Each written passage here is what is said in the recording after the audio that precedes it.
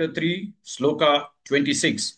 Na buddhi bhedan janayet, na buddhi bhedan janayet, na buddhi bhedan janayet, ajnanam karma sanginam, ajnanam karma sanginam, ajnanam karma sanginam, na buddhi bhedan janayet, ajnanam karma sanginam, न बुद्धिभेदं जनयेत् अज्ञानां कर्म संगिनां न बुद्धिभेदं जनयेत् अज्ञानां कर्म संगिनां न बुद्धिभेदं जनयेत् अज्ञानां कर्म संगिनां न बुद्धिभेदं जनयेत् अज्ञानां कर्म संगिनां जोषयेत् सर्वकर्माणि जोषयेत् सर्वकर्माणि जोषयेत् सर्वकर्माणि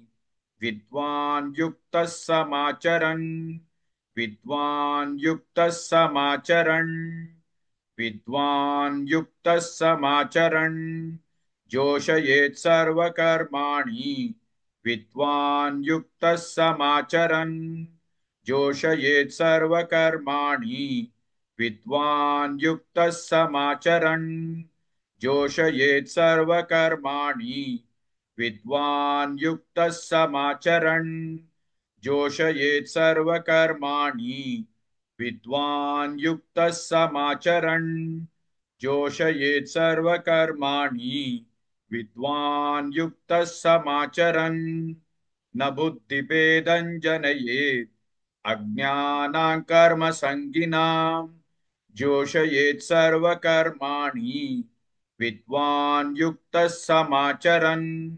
Please like and share this video because you could be instrumental in helping someone around the world recite the Srimad Bhagavad Gita, thereby helping them to have a life of unending opulence, victory and prosperity. This is mentioned in chapter 18, Sloka 78. Yes, don't forget to buy my book, Leadership Can Be Child's Play. Namaste.